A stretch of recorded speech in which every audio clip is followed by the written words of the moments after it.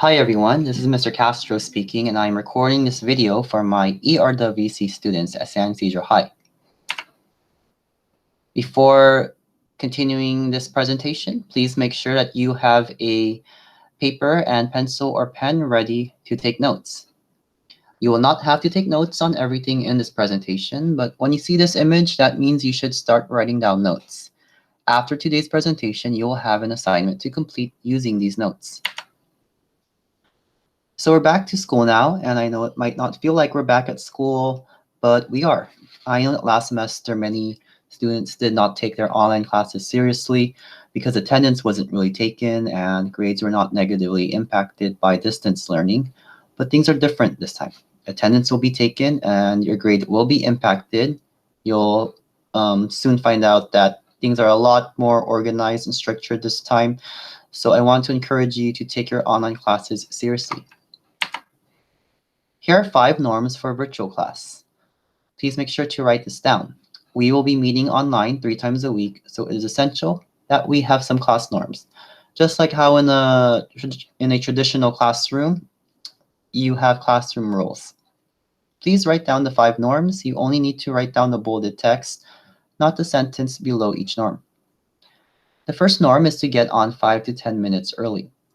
That way, if you experience any technical issues logging into Google Meet, you will have time to restart your computer or reach out to your teacher for support.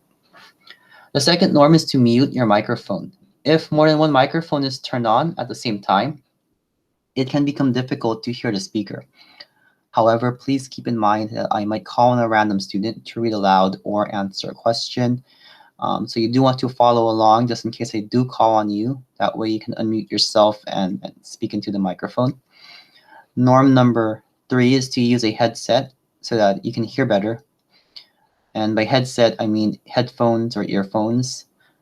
Norm number 4 is optional but encouraged. The class becomes a lot more engaging when more people have their camera on, and this is something we'll use more for class discussion. If it's a presentation or lecture, then it doesn't make sense for everyone to have their camera on.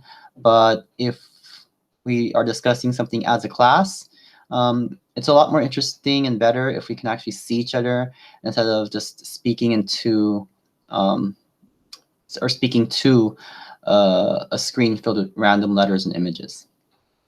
Lastly, norm number 5 is to exhibit appropriate behavior and comments at all times. An online class is still a class. You're still receiving a grade for this class, so you want to make sure that you are acting appropriately. Here's today's daily learning target. By the end of this lesson, I will be able to demonstrate knowledge of class policies and expectations for Mr. Castro's class, self-care techniques, and how to be successful in an online class, as evidenced by completing the online class orientation assignment. To introduce myself to you guys, my name is Mr. Castro. Some of you guys had me last year for English 11, and some of you are barely meeting me now. I was actually a student at San Ysidro High School a long time ago. I was part of the very first graduating class, the class of 2006. I earned my bachelor's degree in social work from SDSU, and then my master's degree in teaching from Point Loma Nazarene. My teaching experience includes teaching English to students of all grade levels, ranging from 6th grade all the way up to 12th grade. And I've taught at various schools in San Diego, including a virtual charter school, which means an online school. So this is not my first time teaching online. Some of my favorite hobbies include hiking, mountain biking, traveling, and reading. Japan is my favorite place to travel, and Harry Potter is my favorite book series. If you're wondering what ERWC is a college preparatory English class designed by CSC professors to help high school seniors develop the reading, writing, and critical thinking skills needed to succeed in a college English class. It was many years ago that English professors from the California State University system designed this class because they noticed that many of their freshman students were struggling academically. So they created the ERWC class to help high schools in California better prepare their students for college. So because ERWC is a college prep English class created by university professors, it's a good thing to have ERWC on your transcript if you apply to universities. And whether you are going to a university or community college, ERWC will help you develop the academic skills needed to succeed in those classes. Okay, so now let's go over my policies and expectations. This is something you want to write down. You don't have to take notes on the chart on the left, but please take notes on the information on the right-hand side. Hopefully by now you guys are becoming familiar with our daily schedule. Every Monday through Thursday is a block period day. Each period is 90 minutes. The first part of class will be a class meeting, which might consist of a presentation or lecture or a class discussion. The rest of the period will be time for you to complete and turn in the classwork assignment for the day. Every Friday will be a full menu day, and you have all your classes on Friday. Each period is about 30 minutes, and it's time for intervention or reteaching. You might or might not have to stay the entire period, depending on what the teacher needs to reteach or provide support for. But you do have to show up to every class at the beginning of each period because attendance will be taken. So make sure that you attend all your classes every day, Monday through Friday, because attending classes each day is mandatory, and as I mentioned, attendance will be taken. If you need extra support from your teacher, in addition to intervention on Fridays, you may also visit your teacher's virtual office every Monday through Thursday before or after school. For more information on how to access your teacher's virtual office, please contact your teacher. Later on in today's presentation, I will explain to you guys how to access my virtual office for office hours. Here is my grading policy. 20% of your grade is determined by classwork. You will complete classwork assignments each class. 20% might not seem like much, but it really does make a difference. So you want to make sure you complete each day's assignment. Exams, essays, and projects determine 80% of your grade. Obviously, these assignments matter a lot, so you make sure to complete them and take them seriously. If you're missing even just one assignment, or you do poorly on even one assignment in the 80% category of your grade will likely end up being very low, maybe not even a passing grade. So you want to make sure you take every assignment, especially the assignments in the 80% category, very seriously. For this slide, please just take notes on the last bullet point, the bolded text. Plagiarism is unacceptable because it's copying and it's cheating. Copying a classmate's work, copying work from the internet or another source without appropriately citing that source, or allowing someone else to copy your work are all considered to be instances of plagiarism. If you are caught plagiarizing, the consequence will be an automatic 0 on the assignment and a phone call or email home. Most of your assignments will be turned in through Google Classroom. However, essays and exams will be turned in through a website called CourseSites. CourseSites is managed by a company called Blackboard, and many universities and community colleges across the country use Blackboard. One example is San Diego State University. They use Blackboard. When assignments are submitted through Blackboard or CourseSites, they are automatically scanned for plagiarism. So if an assignment is plagiarized from another student or from any source on the internet, the assignment will be marked as plagiarized, and the teacher will be provided a very detailed plagiarism report. As part of today's assignment, you will create your CourseSites account. Let's take a few minutes to watch this video to understand how to create your CourseSites account, which you will do after watching today's presentation.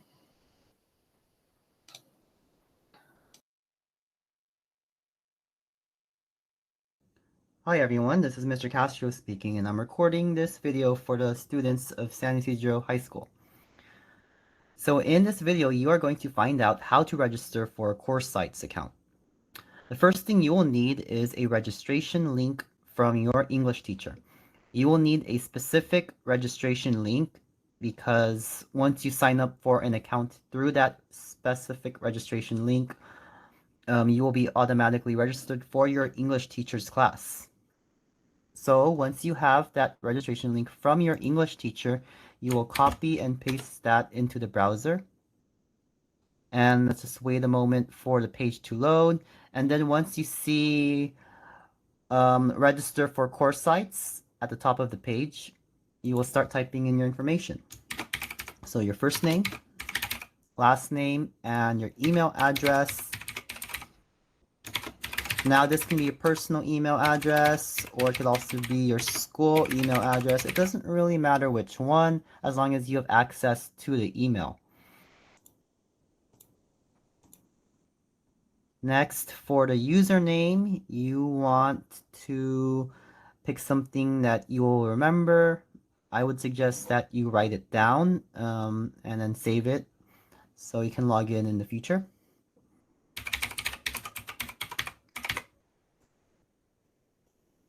And for your password, it's a little bit strict. It requires at least one capitalized letter, at least one lowercase letter, at least one number, at least one special character, such as an exclamation mark, and a minimum number of characters. I think you need like 8 or 10 characters total for your password minimum.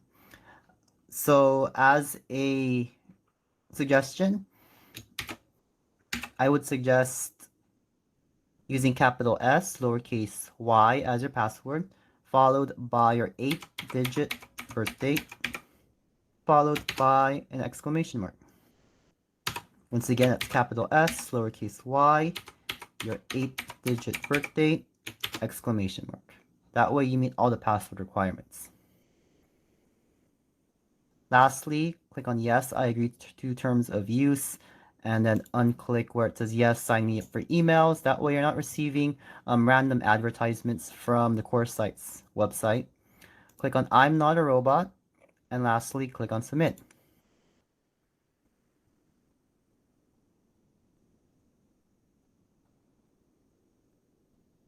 And let's just wait a moment. So now we can sign in with our new account.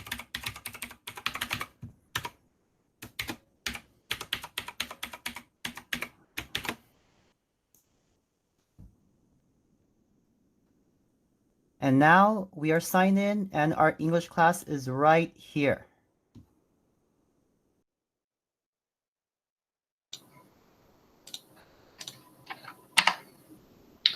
So once you have created your course sites account, you'll be able to attend my office hours. So let's take just 1 minute to watch this really short video that explains how to access my virtual office for office hours.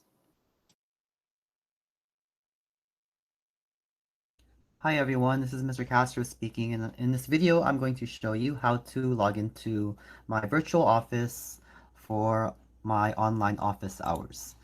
So once you have a Blackboard Course Sites account, you are going to log into blackboard.coursesites.com. Once again, that is blackboard.coursesites.com. So I'm going to type in my username and my password.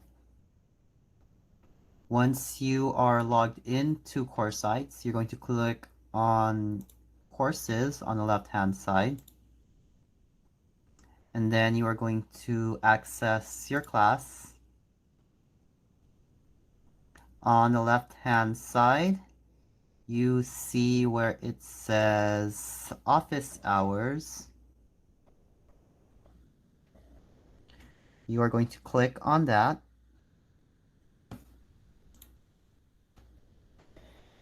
And then you are going to see where it says office hours. Go ahead and click on that. And then on the right hand side, you're going to simply click on where it says join session.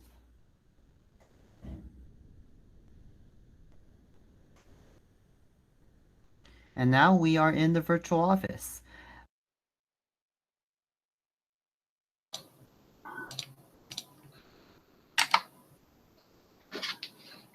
So So here are some helpful tips for self-care and online success. So make sure you take notes on this part. Self-care and online success go hand in hand.